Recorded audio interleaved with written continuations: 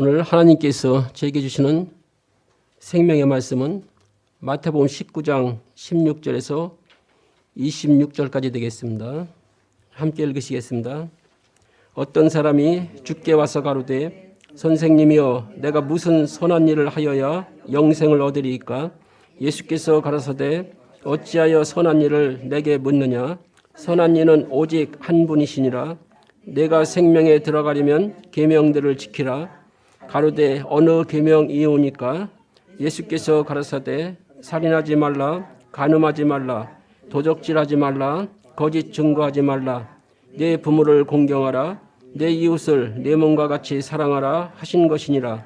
그 청년이 가로되 이 모든 것을 내가 지켰사온즉 아직도 무엇이 부족하니까? 예수께서 가라사대 내가 온전하고자 할진대 가서 내 소유를 팔아 가난한 자들을 주라. 그리하면 하늘에서 보화가 내게 있으리라. 그리고 와서 나를 좇으라 하시니 그 청년이 재물이 많으므로 이 말씀을 듣고 근심하며 가니라. 예수께서 제자들에게 이르시되 내가 진실로 너희에게 이르노니 부자는 천국에 들어가기가 어려우니라. 다시 너희에게 말하노니 약대가 바늘기로 들어가는 것이 부자가 하나님의 나라에 들어가는 것보다 쉬우니라 하신대 제자들이 듣고 심히 놀라 가로되 그런즉 누가 구원을 얻을 수 있으리이까? 예수께서 저희를 보시며 가라사대 사람으로서는 할 수 없으되 하나님으로서는 다 할 수 있느니라. 아멘.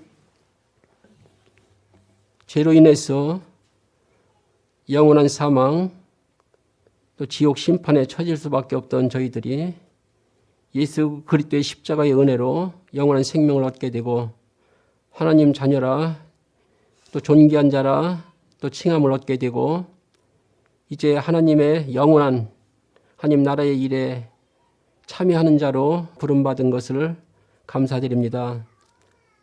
저희가 오늘도 말씀으로 영적인 눈이 더욱 밝아져서 세상에 거짓된 보이는 유혹들에 속지 않는 자가 되기를 간절히 소망합니다. 하나님 자기 믿음을 바르게 보고 또 확증할 수 있는 시간이 되기를 간절히 소망합니다. 하나님 이 세상 임금 마귀 거짓의 아비 그 아비에 속한 자로서 이 땅에 죄인으로 태어나서 자기를 속이고 세상을 속이고 또 속고 사는 인생인데 이제 말씀으로 내 자신을 먼저 비추고 세상을 바로 볼 수 있는 영적 분별력을 갖게 하여 주시옵소서. 예수님의 이름으로 기도합니다. 아멘. 오늘은 나를 좇으라 하는 말씀으로 함께 나누도록 하겠습니다. 성경은 이 세상을 창조하신 하나님의 말씀입니다. 우리는 이 기록되어 있는 말씀이 아니면 기준이 없어집니다. 하나님을 믿는다고 해도 말씀에 근거하지 않으면 그거는 주관적인 것이 되고 자기 나름대로의 믿음과 신앙이 되는 것입니다. 하나님께서 우리에게 절대적인 기준, 기록되어 있는 말씀을 주셨습니다. 자, 우리의 믿음이 말씀에 뿌리내려야 될 것이고 우리의 생각과 모든 가치 판단 기준들이 말씀으로 말미암아 되어져야 될 것입니다. 그것이 바른 믿음이고 바른 신앙생활이 되겠습니다. 세상에는 사람들의 생각도 지식도 훌륭한 것도 많이 있고 또 좋은 것도 많이 있습니다. 그러나 복음은 단순한 우리 육신의 삶의 어떤 좋고 나쁘고를 가르치는 것이 아닙니다.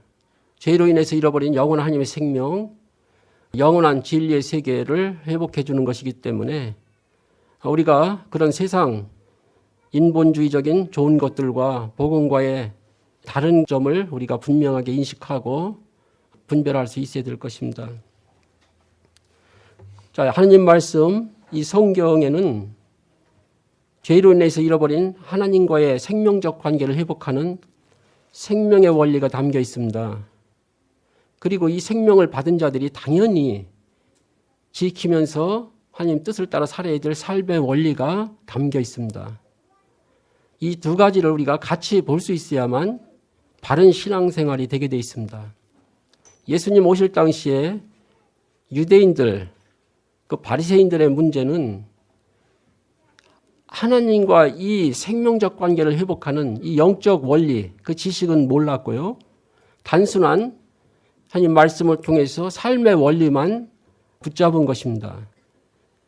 결국 그들이 이 성경이 말하는 가장 핵심 구주 되신 예수 그리스도를 몰라봤습니다. 지금도 우리가 신앙생활하면서 주님이 항상 나와 함께하는 이 임마누엘 생명적 관계가 없다면 모든 행위는 헛것입니다.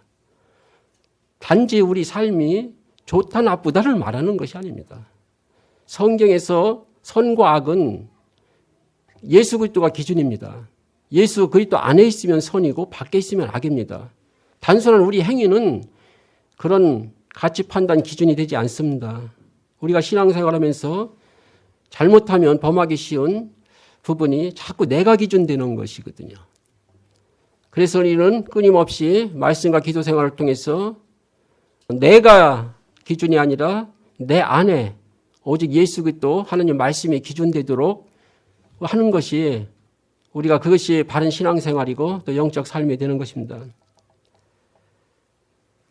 지금 교회에 다니는 종교인들은 많습니다. 그러나 진정으로 예수님을 따르는 제자는 적습니다. 마태복음 22장 14절에 보면 예수님께서 말씀하십니다. 청함을 받은 자는 많되 택함을 입은 자는 적다. 그렇게 말씀하고 계십니다. 또 하나님께서는 이스라엘 뭇자손의 수가 비록 바다의 모래 같을지라도 남은 자만 구원을 얻을 것이라고 말씀하십니다. 오늘 예수님을 찾아온 부자 청년의 문제를 통해서 우리가 영적인 분별력을 다시 한번 갖추고 바른 믿음이 뭔지 우리가 바르게 말씀을 보는 또 그런 영안을 넓혀야 될 것입니다. 오늘 이 부자 청년의 문제는 자기 의와 소유한 많은 재물 때문에 예수님을 따를 수 없다는 것입니다. 흔히 이 비유를 부자 청년의 비유 이렇게 우리가 알고 있는 건데요. 여기서 부자라는 것을 우리가 단지 돈, 재물만을 생각하면 안 될 것입니다.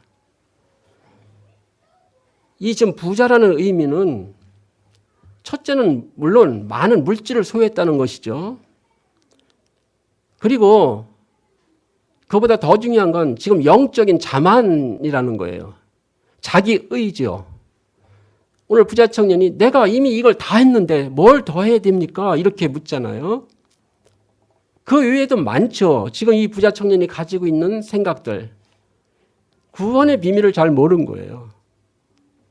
예수님 오실 당시에 대부분의 그 유대인들이 생각했던 것처럼 똑같이 구원에 대해서 바르게 이해를 못하고 있습니다.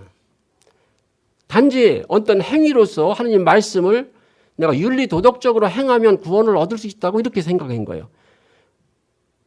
지금 성경에서 말하는 구원의 비밀의 가장 좀 본질적인 거가 안 맞는 것이거든요. 그러니까 자기의 조그만 행위에 대해서 자만심을 갖고 있는 것입니다. 그것을 우리가 늘 쓰는 개념으로 말하면 한마디로 율법주의 그래요. 율법이 나쁜 거 아닙니다. 율법으로 구원을 얻고자 하는 게 지금 틀렸다는 걸 말하는 거지 율법이 나쁜 거 아닙니다. 오늘도 주님께서 이 청년에게 먼저 하시는 말씀이 하나님의 계명을 지키라 그랬어요. 이 청년이 알면서도 그 계명이 어떤 것입니까? 이렇게 예수님께 물었어요. 예수님께서 살인하지 말라, 간음하지 말라, 그 10계명에 있는 말씀을 쭉 다시 해주신 거예요. 자, 이 계명을 지키라는 거예요. 예수님께서 그 17절에 보면 이렇게 말씀하십니다. 내가 생명에 들어가려면 계명들을 지키라.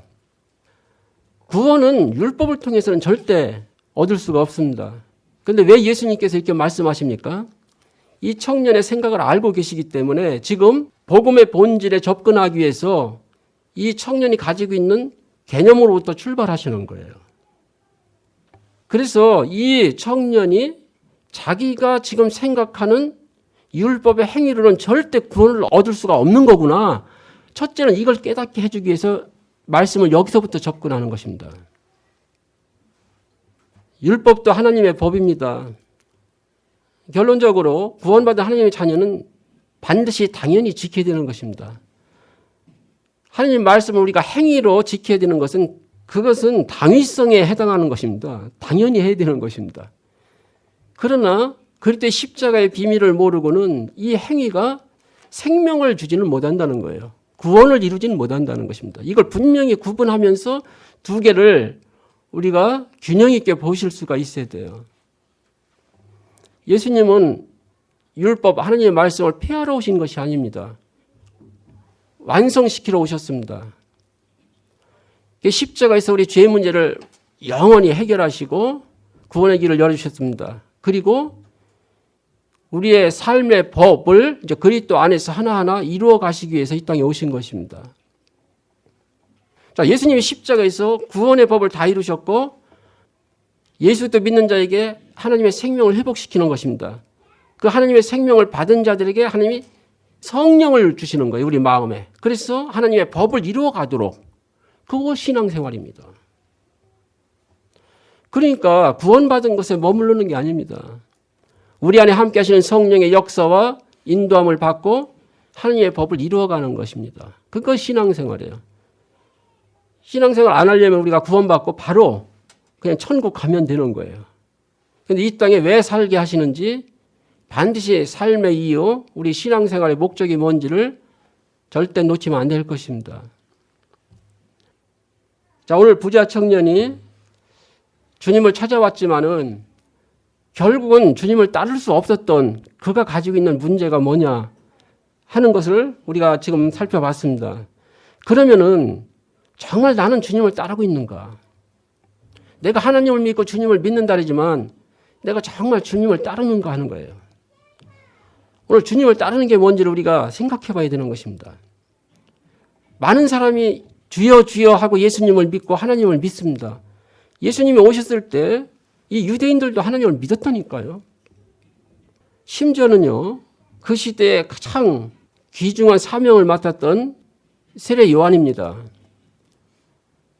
누가복음 1장 75절 전후로 보면 세례 요한의 사명을 기록하고 있습니다. 예수님 앞서 와서 예수님 길을 평탄케 하고 종신토록 주님을 섬기도록 부름받은 자입니다. 그래서 그 세례 요한이 요단강가에서 예수님을 증거하게 되죠. 그리고 예수님께 세례까지 베풉니다. 그 다음에 주님을 따르지 못하는 거예요.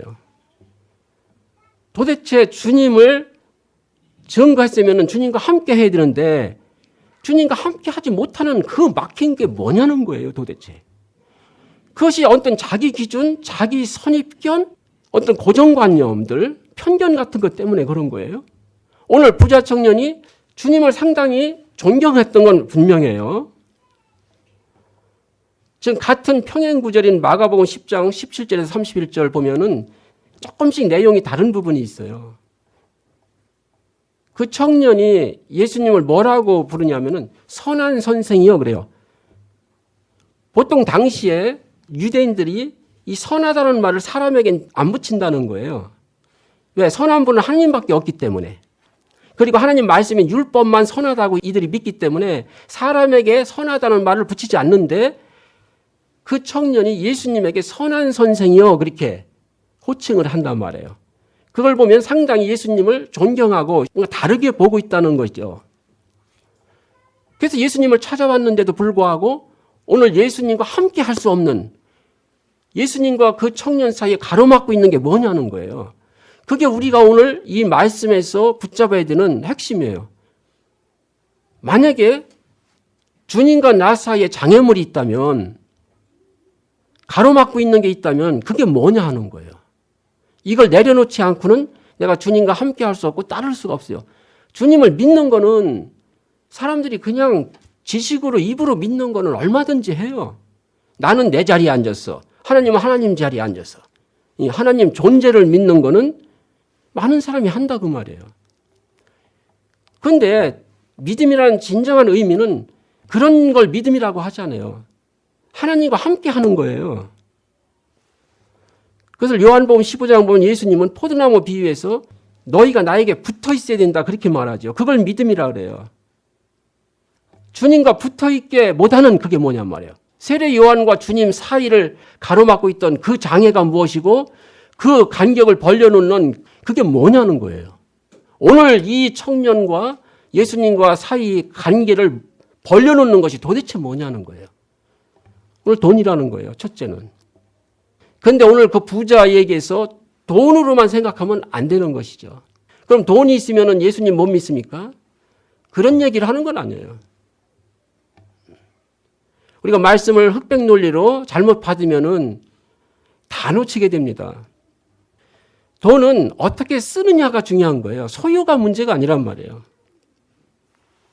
앞에 누가복음 12장 16절에서 21절 보면은 어떤 부자 이야기 있잖아요. 거기에서도 창고를 짓고 내 말년을 편하게 보내리라. 모든 재물을 쌓아두는데 하나님께서 말씀하십니다. 이 어리석은 자야, 재물을 가지고 하나님께 인색한 이 어리석은 자야, 네 생명을 오늘 밤 내가 취하면 그 재물이 네 것이 되겠느냐. 물질의 가치와 모든 기준은 쓰는 데 있는 것입니다. 어떻게 사용하느냐는 거예요.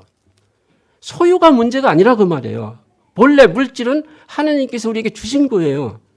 죄로 인해서 이 물질을 바르게 주관할 수 있는 그런 능력을 상실해버린 거예요. 물질을 바른 데 쓰지를 못하는 거예요. 전부 내 정욕을 위해서, 내 어떤 쾌락을 위해서. 좀 세상 보시면 여러분들이 아시는 거 아니겠습니까? 좀 세상에 물질 문제입니까? 물질이 균등하게 모든 사람이 공유되지 못하는 이 부의 편중이라든가 이런 무질서한 게 문제죠. 물질이 문제가 아니란 말이에요.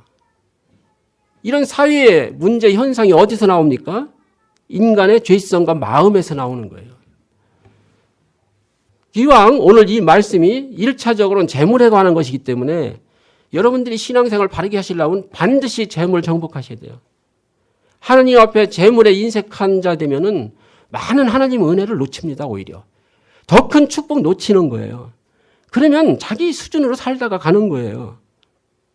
정말 물질이 우리의 신앙의 목적은 아니지만은 이것조차도 내가 하나님의 풍성한 은혜를 누리시려면 먼저 이거 정복하는 것부터 하셔야 돼요.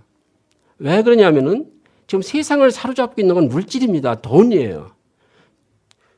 권력이 돈에서 나오고 있어요.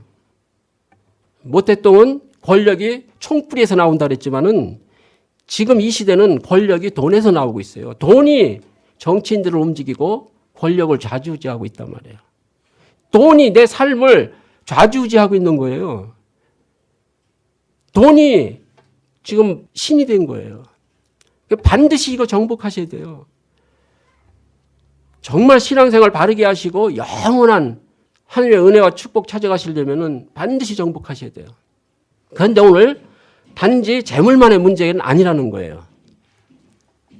그래서 예수님께서 마태복음 16장 24절에서 이렇게 말씀하시는 거죠. 누구든지 나를 따르려면 자기를 부인하고 자기 십자가를 지고 쫓아야 한다. 자기를 부인한다는 게 결코 쉬운 게 아닙니다.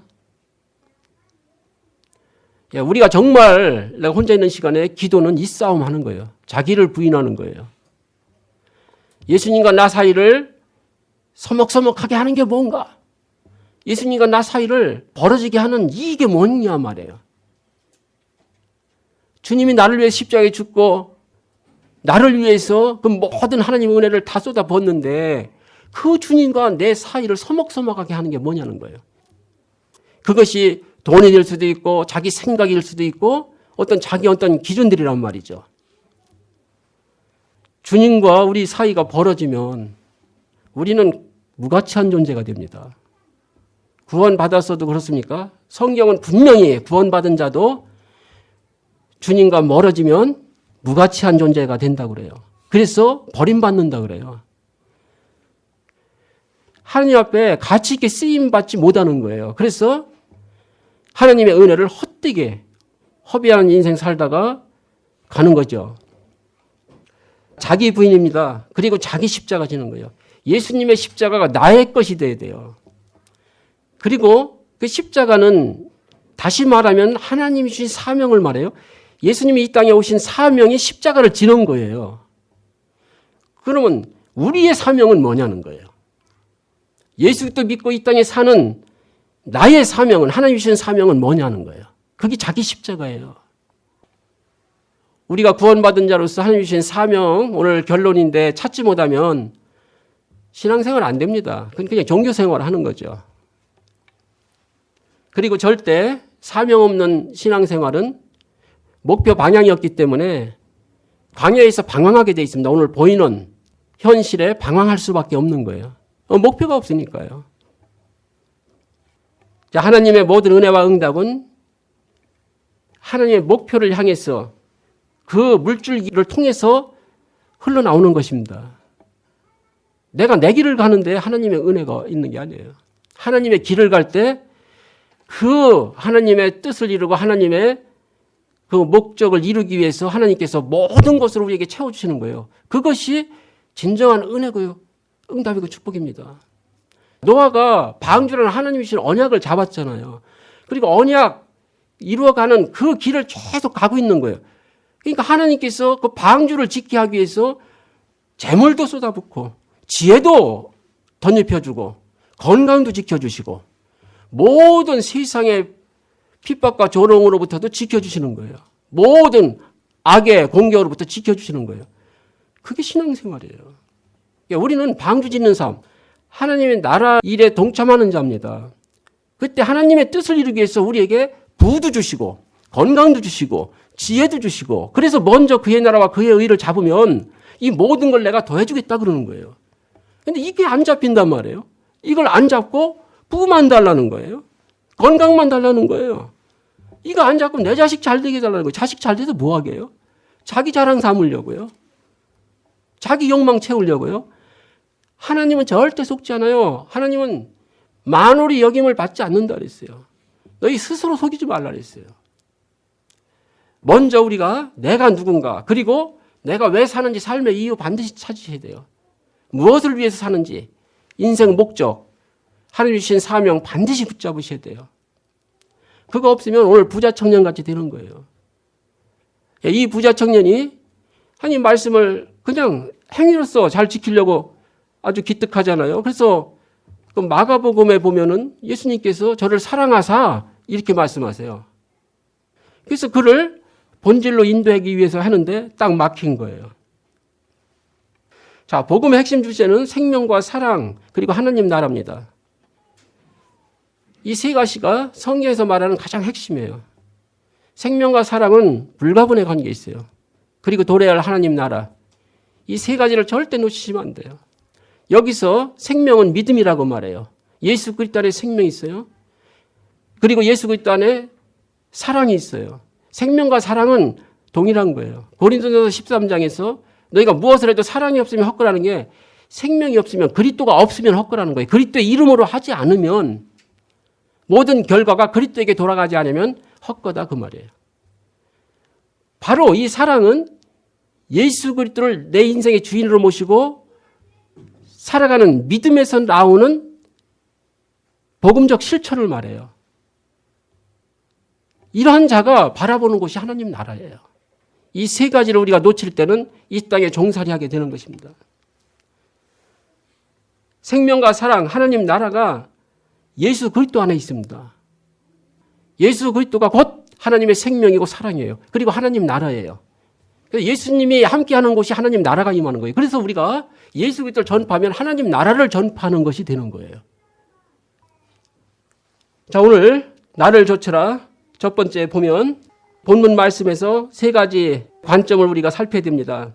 첫째는 주님 말씀 17절 내가 생명에 들어가려면 계명들을 지키라. 이거는 하나님의 생명을 가진 자들이 당연히 해야 될 당위성을 말하는 거예요. 그래서 이 부자 청년을 예수님이 칭찬했습니다. 그를 사랑하여 예수님께서 더 귀중한 말씀을 주신 거예요. 이게 21절 보시면 예수님께서 청년에게 이렇게 말씀하고 있습니다. 예수께서 가라사대 내가 온전하고자 할진대 온전한 걸 주고 싶으신 거예요. 이 청년에게. 이 온전한 게 뭐겠습니까? 영원한 생명, 하느님의 사랑, 하느님 나라, 영원한 하느님 나라. 그래, 이 땅에서 네가 하느님 법을 행위를 잘 지킨 거 참 기특하다. 너 참 잘했다 이거야. 그러나 그것이 끝이 아니고 목적이 아니라는 거예요. 내가 너를 온전케 해주겠다는 거예요. 그걸 위해서 내 소유를 팔아 가난한 자들을 주라. 그리하면 하늘에서 보화가 내게 있으리라. 그렇죠. 물질을 우리가 하나님 뜻에 맡겼을 때 우리는 하늘에 보화를 쌓는 삶이다 그랬어요. 그런데 그것도 지금 여기서 초점이 아니란 말이에요. 그리하고서 나를 조출하는 거예요. 나를. 내가 예수 그리스도를 따르는데 장애가 되거나 그 발걸음을 무겁게 하는 것이 도대체 무엇입니까? 하나님과 내 사이를 멀어지게 하는 그게 무엇입니까 도대체? 그게 뭐냔 말이에요. 그게 내 마음 안에 있습니다. 이 부자 청년을 통해서 우리가 보아야 되는 게 첫 번째는 자기 의의가 강하고 이 교만한 자는 예수님을 따를 수 없다는 것입니다. 로마서 3장 20절 있는 말씀대로 자, 율법의 행위로는 의롭다 함을 얻을 육체가 없다 그랬습니다. 구원은 어떤 우리의 행위로 이루어지지 않습니다. 오늘 예수님 앞에 나온 이 부자 청년이 참 하나님 말씀을 잘 행하고 지키고 말씀 따라 살려고 노력을 많이 했습니다. 그런데 예수님께서 그걸 모르는 바가 아니에요. 이 청년이 참 열심히 하나님을 믿고 섬기며 그 말씀대로 살려고 노력을 했다는 걸. 그런데 안타까운 것이죠. 좀 많은 유대인들이 예수님을 몰라본단 말이에요. 이 지금 성경이 말하는 구원의 비밀을 모르기 때문에 그런데 그걸 좀 알려주고 싶은 거예요. 그래서 첫 번째는 이 부자 청년이 자기가 하나님 말씀을 실천하고 행위로서 의롭게 될 수 있다는 이 생각부터 바꿔주기 위해서 그 한계를 드러내시는 거거든요. 그러니까 이 계명들 자기가 다 지켰다고 그러니까 예수님께서 그러면 네 소유를 다 팔아서 가난한 자들에게 주라 그랬어요. 그런데 이 부자 청년이 못 하잖아요. 그게 쉬운 게 아니잖아요. 내가 가지고 있던 소유를 이것을 자기를 부인한다는 게 쉽지 않거든요. 재물만 의미하는 거 아닙니다. 그걸 통해서 예수님은 이 청년에게 자기 한계를 보게 한 거예요. 그 한계를 넘지 못한 거예요. 어쩌면 돌아가면서 자기 한계를 보긴 했겠죠. 안 되거든요. 내가 하나님의 계명을 다 지킨다 그랬지만 그것은 어느 정도 선에서 내가 한 거죠. 자, 우리가 오직 그리스도에게 기준을 두지 않으면 이런 율법적인 신앙생활하면 이렇게 되는 거예요. 교회 다니는 사람들이 다 하나님 말씀을 다 무시하지 않습니다. 어떤 사람은 1% 행하는 사람도 있고 10% 행하는 사람도 있어요. 50% 하나님 말씀대로 실천하면서 사는 사람도 있어요. 그런데 그것에 기준을 두고 생각하면 5%한 사람도 내가 하나님 말씀을 지켰다고 생각해요. 그래서 자기의의가 생기는 거예요. 10%한 사람도 내가 하나님 말씀을 지켰다고 생각하게 돼요. 자기의의가 생기는 거죠. 50%한 사람도 하나님 말씀을 내가 지켰다고 생각해요. 그래서 자기가 의롭다고 여기는 거예요. 인간의 착각이에요. 10% 하고서 100% 한 줄 알아요. 잘 생각하셔야 돼요. 이 부분을. 사람은 자기의 좋은 면만 보게 돼 있어요. 그래서 그게 1%가 됐건 50%가 됐건 90%가 됐던 그걸 100%로 여긴다는 거예요. 그런데 하나님의 생명은 1%도 완전치 않으면은 하나님의 생명을 얻을 수가 없어요. 그래서 오직 그리스도가 나오는 거예요. 그리스도만이 100% 완전하신 분이에요. 지금 이 부자가 우리보다도 그냥 이 삶으로 보면 훨씬 더 거룩한 삶을 하나님 말씀을 잘 실천하면서 살아갔을 거예요. 우리가 이 청년보다 낫다고 생각하면 안 돼요. 그런데 그게 만약 그 청년이 90%를 하나님 말씀을 다 지켰다 해도 그거 가지고는 구원이 안 된다는 거예요. 그거 가지고는 절대 내 안에 있는 이 영적 문제, 정신 문제, 죄로 오는 재앙, 저주 문제가 안 끊어진다는 거예요. 10%, 1%만 있어도 그것이 마귀의 통로가 되고 올무가 되는 거예요. 그런데 우리는 그렇게 착각한다는 거예요. 나의 조금 있는 그 옳은 것을 전체로 본다는 거죠. 그것을 깨우치게 해주고 싶으신 거예요, 예수님께서는. 이 청년을 그냥 비방하는 거 아니에요, 주님께서. 우리는 잘못하면 이런 말씀을 그냥 흑백 논리로 이분법적으로 보면은 부자는 나쁜 거, 이 부자 청년은 나쁜 거 이렇게만 보기가 쉽단 말이에요. 그런 얘기하는 건 결코 아닙니다. 그거 가지고 안 된다는 거예요. 부자가 천국 가기는 낙타가 바늘기 가는 것보다 힘들다 그랬습니다. 부자는 천국 못 갑니까? 예수님 못 믿습니까? 그런 얘기하는 거 아니에요. 그리스도를 복음을 내가 붙잡는데 방해되는 게 뭐냐는 걸 얘기하는 거예요. 그러니까 제자들이 옆에서 듣고 그랬어요. 그러면 과연 누가 구원을 받을 수 있느냐? 그거에 대한 답을 예수님께서 주시고 싶은 거예요. 사람으로서는 할 수 없듯이 하나님으로서는 다 할 수 있느니라. 복음은 하나님이 하신 거예요. 인간의 전적 부패, 하나님의 전적 은혜를 얘기하고 싶은 거예요. 여기서는. 그 어떤 인간의 의로도 구원을 얻을 수 없다는 거예요. 그러나 하나님은 하실 수 있다는 거예요. 하나님께서 하신 것을 복음이라고 그래요. 그래서 기독교는 모든 종교와 다른 것입니다. 종교는 원래 인간이 만드는 거예요. 로마서 10장 2절 3절 보면은 유대인들이 이스라엘 백성이 결국 그리스도를 놓치게 된 이유를 하나님의 의를 모르고 자기 의를 쫓아갔다 그랬어요. 자기 의를 힘써 세우려고 하나님의 의를 부인했다는 거예요. 주님과 나 사이를 가로막는 것은 다름 아닌 내 안에 있는 거예요. 모든 것이. 세상은 끊임없이 영적 문제, 정신 문제에 시달리고 재앙 저주가 임하고 있습니다. 언제까지 그럴 거냐 하면은 주님이 다시 오시는 그날까지 끊임없이 있을 거예요. 세상은 결코 소망 없습니다. 세상은 하나님의 심판 아래 있습니다. 그리스도인들은 반드시 이 사실을 믿고 이 눈으로 세상 봐야 돼요. 그런 세상 속에 우리가 살면서 세상의 그런 모든 재앙 저주 거기로부터 나를 지키고 내 자녀와 내 가정을 지키고 내 후대를 지키는 게 그게 중요한 거예요. 세상을 변화시키는 거 아닙니다. 세상은 계속 악을 향해서 치달려 가고 있어요. 어떻게 거기서 나를 지키고 내 가정, 자녀를 지키고 내 후대를 지킬 거냐 하는 거예요. 그 안에 있는 자들을 어떻게 한 명이라도 더, 한 영혼이라도 더 하나님 자녀로 구원으로 인도하느냐 하는 거예요. 그리스도에 대한 바른 깨달음과 믿음이 없으면은 이게 안 되는 거예요. 오늘 이 청년처럼 신앙생활을 할 수 있습니다. 한 30% 내가 하나님의 말씀 행하면서 그게 다라고 생각할 수 있어요.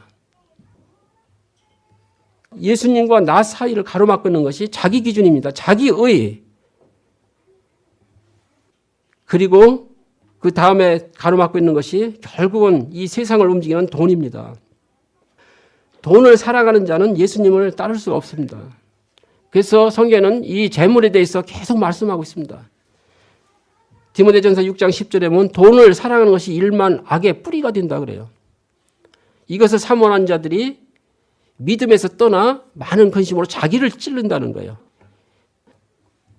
누가복음 12장 15절에 보면은 주님께서 이렇게 말씀하고 있습니다. 삼가 모든 탐심을 물리치라. 사람의 생명이 그 소유에 넉넉한 데 있지 아니하니라. 분명히 돈 정복하고 굴복시켜야 됩니다. 하나님 밑으로 놔야 됩니다. 아니 정말로 놔야 됩니다. 이 재물을 내 밑에다가 굴복시켜야 됩니다. 그게 하나님의 창조 질서예요. 우리는 하나님 밑에 하나님을 섬기는 자로 하나님 형상으로 지음받은 것이고 물질은 우리 인간을 위해서 하나님께서 주신 것입니다. 물질을 사람 밑에 굴복시켜야 됩니다. 지금 세상은 돈이 물질이 사람 위에 있습니다. 더 나아가서는 하나님 위에 있습니다. 분명히 교회 안에서는 이 물질을 하나님 밑에 꺾어야 돼요. 그리고 내 발 밑에 굴복시켜야 돼요. 그렇지 않으면 돈에 종살이 하는 거라니까요. 돈을 섬기고 사는 거라니까요. 그리고 세상을 사랑하는 자는 결코 예수님을 따를 수가 없습니다. 왜? 가는 길이 다르기 때문에 그래요. 시대적인 전도자 바울을 사랑하고 그에게 맡기신 하나님의 사역을 함께 동역하면서 그를 따르던 제자들 중에 바울이 마지막 로마 감옥에 오랜 기간 갇혀 있으니까 많은 제자들이 떠났어요. 그 가운데 디모데후서 4장 10절 보면은 바울이 그 서신서에 이렇게 말하고 있습니다. 데마는 이 세상을 사랑하여 나를 버리고 데살로니가로 갔다 그랬어요.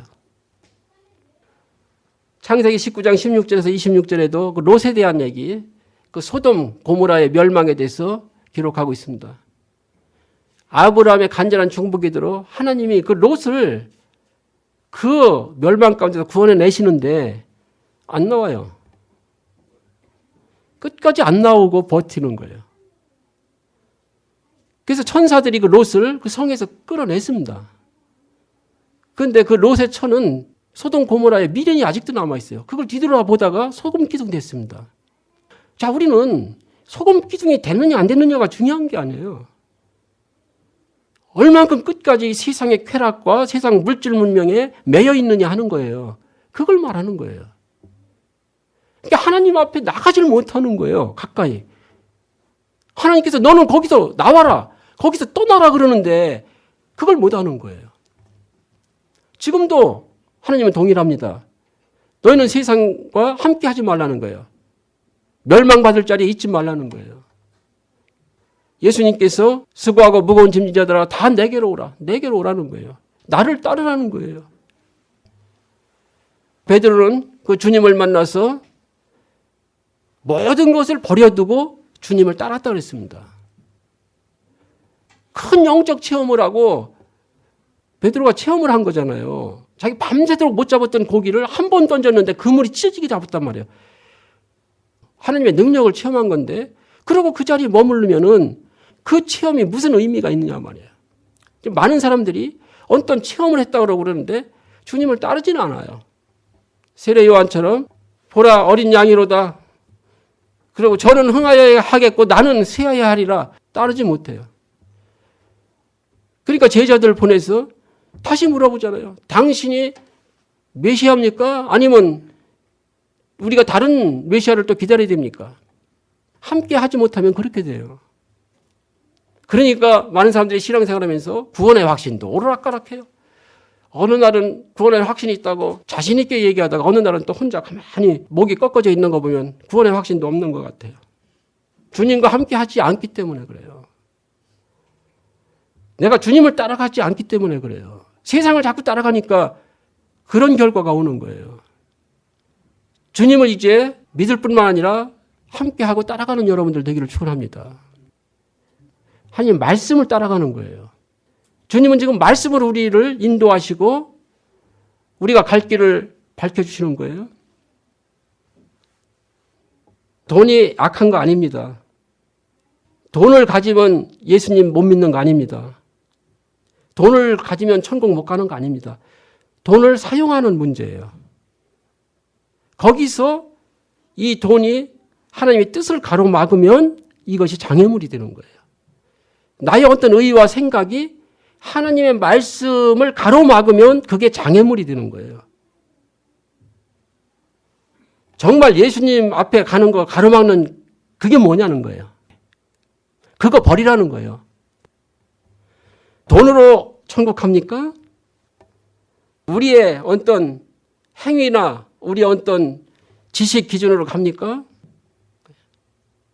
세상의 철학이나 어떤 종교로 갈 수 있습니까? 못 가요. 믿음으로만 가요. 오늘 주님 따라가는 거예요. 예수 그리스도만이 오직 하나님 나라에 이르는 길이요 진리요 생명이다 그랬습니다. 사람은 스스로 죄 문제, 마귀의 지옥 운명에서 벗어날 수가 없습니다. 우리가 어떤 행위로 이 영적 문제 해결되지 않습니다. 누구도 죄로 인한 영적 문제나 정신 문제, 그리고 지금도 이 세상에 계속 임하는 각종 재앙으로부터 누구도 자유로울 수가 없습니다. 지금 우리가 이 세상에 임하는 모든 재앙 저주로부터 나를 지키고 가정을 지키는 건 내가 그리스도 안에 거하는 것밖에 없다는 거예요. 고린도전서 1장 24절에 보면은 거기에서도 그리스도는 하나님의 능력이며 지혜다 그랬습니다. 인간의 힘으로 결코 절대 할 수 없는 거 하나님만 하실 수 있다는 거예요. 자, 인간이 가지고 있는 근본 문제는 죄 문제, 그리고 이상임금 마귀의 문제, 그걸로 인해서 오는 여러 가지 재앙 저주의 문제입니다. 가장 지금 이 시대에도 심각한 문제는 영적 문제, 정신 문제입니다. 육신 문제요. 다 근원을 파고들어가면 결국 정신 문제에서 오는 것입니다.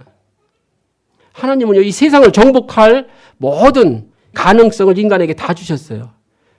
그것을 바르게 쓰지 못하고 사용하지 못하는 거. 문제가 결국은 자기 정신 문제, 그 정신 문제의 뿌리는 결국 영적 문제입니다. 그래서 이런 문제를 우리가 이기고 이 세상을 이기고 살기 위해서는 나의 어떤 것을 되는 게 아니라 하나님의 능력과 지혜로만 된다는 거예요. 그 하나님의 능력과 지혜로 오신 분이 바로 그리스도라는 거예요. 그래서 그리스도에게 붙어 있어야 돼요. 그분을 따라야만 돼요. 그분을 믿고 그분은 갈 길 가고 나는 내 갈 길 가는 거 아니에요? 예수를 믿었으면 이제 그분을 따라가는 거예요. 그 하나님이 정한 길을 함께 가는 거예요. 자, 요셉이 비록 오늘 육신으로 볼 때는 애굽의 노예로 팔려가는 것 같지만 하나님의 정한 그 길을 가고 있는 거예요. 요셉은 그걸 믿은 거예요. 그런데 혼자 가면 절대 못 이긴다니까요.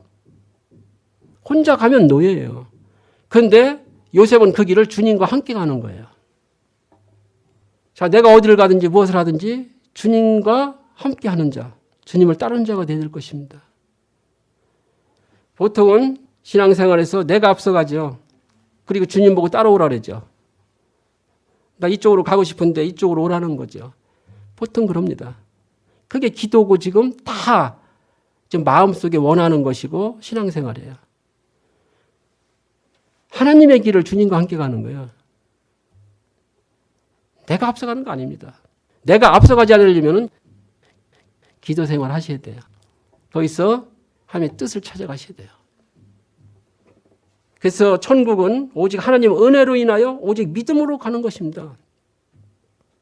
그러면 오늘 이 부자 청년이 했던 그런 하나님의 계명을 지키는 것은 버려야 됩니까? 믿음 안에 포함되어 있는 거예요. 순서만 바뀌는 것입니다. 부자 청년은 행위로서 하나님의 영원한 생명을 얻으려고 한 것이고 우리가 바르게 예수 그리스도 믿는 자는 믿음으로 하나님의 생명을 얻고 하나님의 은혜와 능력으로 하나님 말씀을 행하는 것입니다. 믿음에는 반드시 실천 따릅니다. 예수 그리스도 없는 생명 없는 행위는 죽은 것입니다. 실천이 없는 생명도 헛것입니다. 그것도 죽은 거예요. 그러니까 생명과 실천은 불가분의 관계예요. 생명 있는 자가 어떻게 삶이 없습니까? 아니 생명 가진 자가 어떻게 삶이 없어요? 하나님의 생명을 가지고 살아가는 걸 신앙 삶이라고 그래요. 내 생각 뜻대로 살지 아니하고 하나님이 생명에서 요청하는 하나님의 선한 뜻과 계획을 따라 살아가는 걸 신앙생활이라 그래요. 생활과 믿음, 불가분의 관계입니다. 그렇기 때문에 이제 예수를 믿고 하나님의 생명을 가진 자에게 가장 중요한 게 삶의 이유예요. 예수님께서 맡기신 사명입니다. 요한복음 14장 12절 보면 예수님께서 이렇게 말씀하셨습니다. 나를 믿는 자는 나의 하는 일을 저도 할 것이요 이보다 더 큰 일도 하리라 그랬어요. 그 앞에 요한복음 14장 11절을 보면은 예수님께서 이렇게 말씀하신 거예요. 아버지께서 내 안에 계셔 그의 일을 하시는 것이라. 자, 예수도 믿는 자에게 성령이 임했습니다. 하나님께서 우리 마음 가운데 함께 하세요. 우리 안에 함께 거하시면서 뭘 하시냐면은 하나님의 일을 하시는 거예요. 그걸 지금 예수님께서 나를 믿는 자는 나의 하는 일을 저도 할 것이라 했어요. 예수님 안에서 하나님이 하나님 일을 행하신 거예요. 그래서 예수님은 요한복음 쭉 보면 나는 내가 하는 말이 내가 임의로 하는 말이 아니고 아버지께서 나에게 주신 말씀을 나는 전한다 그랬어요. 내가 하는 이 모든 능력과 기적들, 내가 하는 모든 일은 내가 하는 것이 아니요 내 안에 함께 하시는 아버지께서 하시는 것이다. 그래서 내가 바로 그리스도인 것을 하나님께서 증거하시는 것이다 그랬어요. 우리 안에 하나님께서 함께 하십니다. 구원받은 자예요. 바른 신앙생활은 그 하나님께서 내 일을 하는 것이 아니라 하나님의 일을 해가는 것이에요. 그걸 신앙생활이다 그래요. 그걸 통해서 하나님이 하시는 일에 나를 함께 참여시키고 하나님께서 이루실 영원한 영광에 나를 함께 참여시키는 것이 나를 택하신 하나님의 뜻이고 목적인 거예요. 왜 이 땅에 나를 살게 하셨는지 삶의 이유를 꼭 잡으셔야 돼요. 하나님이 내 안에 함께 하시면서 내 뜻을 이루는 것이 아니라 하나님의 뜻을 이루어 가는 거예요. 거기에 나를 사용하시기 원하시는 거예요. 그냥 사용하고 버리는 게 아니라 하나님의 일에, 거룩한 일에 동참시키길 원하시고 거기서 맺히질 영원한 열매를 함께 나누기를 원하시는 거예요. 하나님의 영광에 참여시키길 원하신다 그 말이에요. 그것이 우리를 죄와 사망에서 택하신 이유예요. 이 땅에 살게 하는 이유예요. 이거 반드시 잡으셔야 돼요. 자, 주님께서 주님을 믿고 따르는 자들에게 주시는 사명, 성경에서 여러 가지로 표현하고 있습니다.